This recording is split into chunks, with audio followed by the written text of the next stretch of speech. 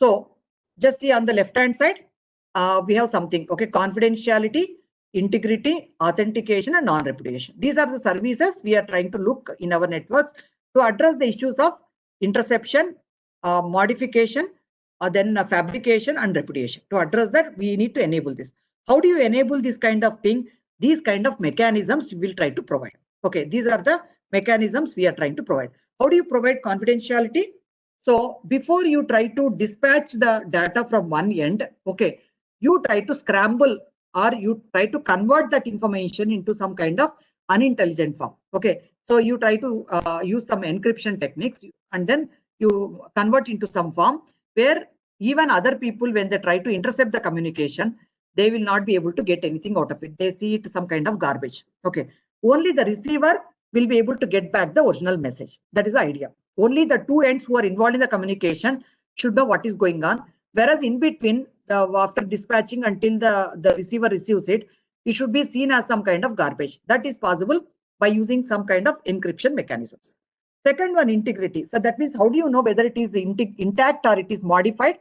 So what do we do in this particular case is that sender, before he tries to dispatch the details, he will try to calculate some kind of fingerprint or signature for the message which he is trying to dispatch. Okay, so this is going to say that, okay, it will help us to verify at a later point of time at the receiving end to check whether it is intact or modified. So by applying this hashing technique, okay, the sender will try to pass this particular message through the hashing. It will get a signature kind of thing. Similarly, receiver also will try to apply the same mechanism at the receiving end.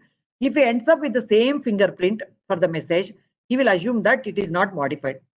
In case if some the issues happened over the wire, then definitely will end up with a different value.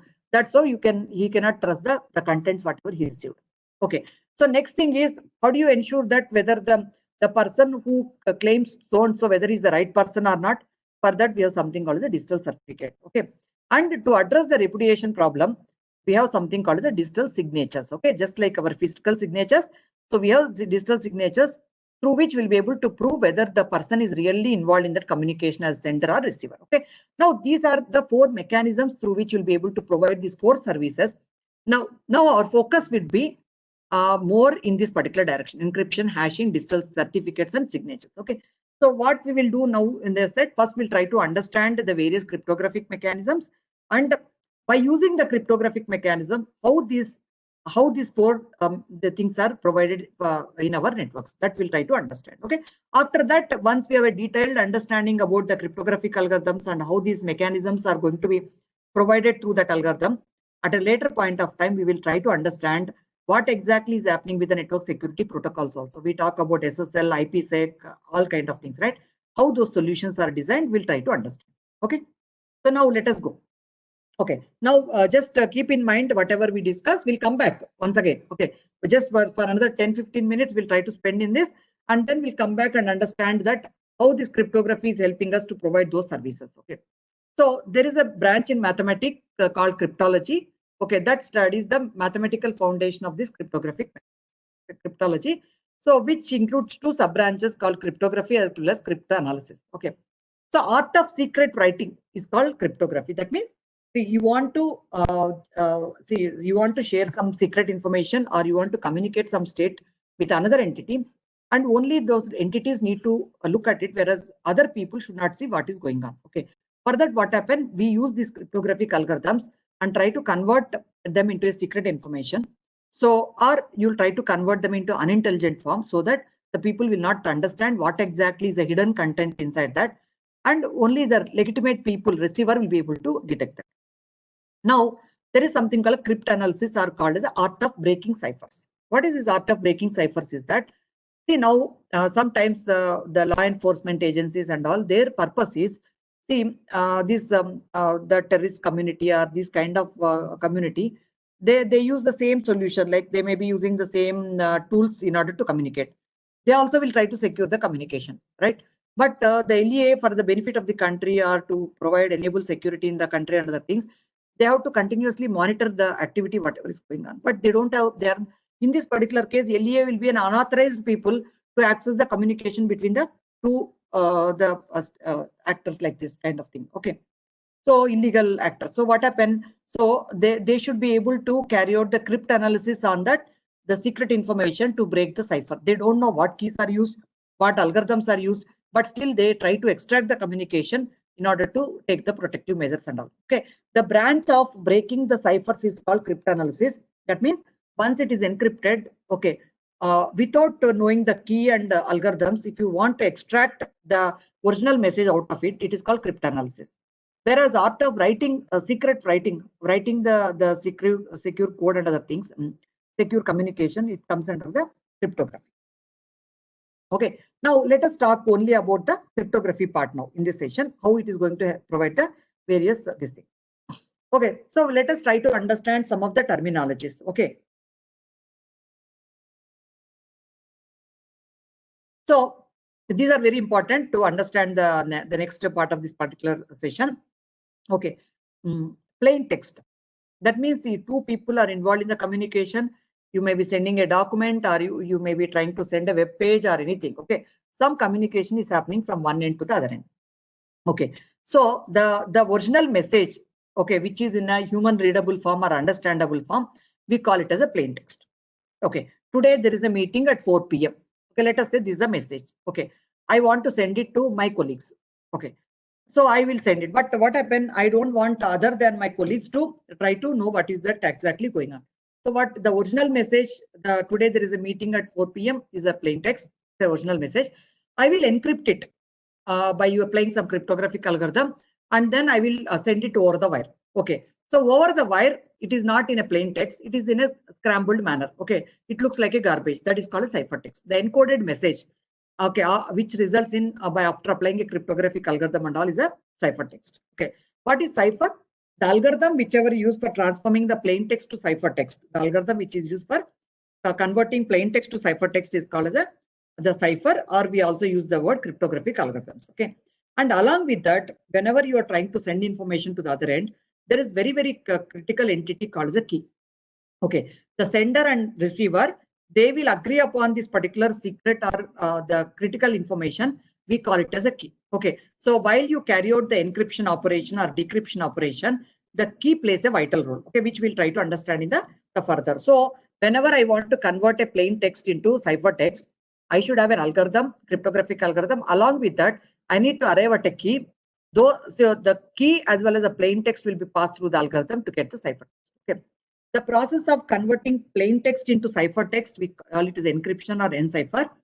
Recovering plain text from ciphertext is called as a decryption or a decipher. Okay, recovering plain text from ciphertext is called decryption. Okay, study of encryption principles is called cryptography. Okay, or also called as the art of secret writing. Cryptanalysis is nothing but the study of principles or methods of deciphering ciphertext without knowing the key. Okay, so code breaking, that means if I am an authorized person for that activity, I will have the key with me and I know the algorithm. So I can, through the legitimate channel, I can try to get back my original plain text. Whereas if you are not part of that and without key and algorithm, if you are not trying to know, then you need to apply the cryptanalysis technique. So there is a mathematicians and other people, they keep working in this particular direction also to come out with the latest the ways of doing the cryptanalysis and all. The field of both cryptography and cryptanalysis combinedly called as a cryptology. Okay, some of the terminals which we use.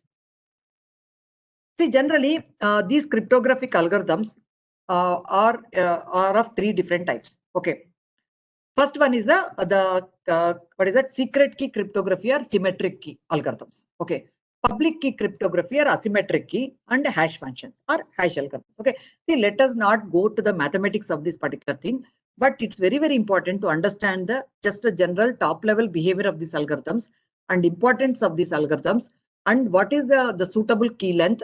These kind of inputs are very important even for CISOs and the people who are managing the networks and other things. Okay, so then only we'll be able to say whether this particular solution is the right one or not. So at least to identify, we should have an understanding about this kind of. Okay, so three types are secret key cryptography or symmetric key, public key cryptography or asymmetric key, and the third one is a hash functions. Okay, let us try to understand. Okay, so secret key or symmetric key, there are two different types. Under that, actually, if you look at it, you would have heard about data encryption standard, DS algorithm. IDEA, that is called International Data Encryption Algorithm. Okay, Advanced Encryption Standard, AES. These are some of the popular algorithms coming under this particular category, secret key or symmetric key. So DES was popular some 20 years back or so. So some 10-15 years back, IDEA was used, and presently everyone is talking about AES. Okay, AES and Blowfish and other things like that. See, we understand. We in a later slides we'll try to understand. So what is the importance of this? Why the prominence has come down? Why we are going for new algorithms and other things? Okay, and coming to the secret key, these algorithms are fast, and ciphertext is secured through this particular thing. But the problem with these kind of things is that, see, I told about the key. Whenever you want to do the encryption or decryption, there is something key which has to be kept secret between the both ends, sender and receiver. So if by any chance, if the key is revealed, the system is going to get compromised. Okay, so this is the main problem. If in case if the key is compromised, the system will lose its relevance. Okay, that's a limitation. Otherwise, these algorithms are fast compared to the other type. Public key or asymmetric key, some of the noted or popular algorithms under this particular category are RSA algorithm, Diffie-Hellman key agreement protocol. Okay, like that. Okay, you have DSA and other things also. So like that, we have the different algorithms coming under this, which come under the public key. Okay, so here one advantage with this particular thing is there is nothing like a secret component key which has to be shared with the other end. Okay, here the key, there is something called the public key component available, which is widely distributable. I can give it to anyone. Okay, it's not that I have to give it only to the receiver. It is not like that. Public key can be given to everyone in the group with whom we want to have a communication. Okay, now there's no need to keep it secret. That's the advantage in this particular case. Okay, also this particular cryptography help to generate the digital signatures. See, secret key cryptographic algorithms help us to enable the confidentiality in our networks. Okay, whereas public key cryptographic algorithm, they enable confidentiality. At the same time, they also help to provide other services. Okay, authentication, that is in the terms of digital signatures and other things. Okay, though there are benefits of this, but the problem is these algorithms are slower when compared to secret key or symmetric key algorithms. Okay, so they are slower. So now we discussed about two types: secret key or symmetric key, public key or asymmetric key. And we try to see that what are the some popular algorithms coming under these categories, and also what are the advantages and disadvantages of this.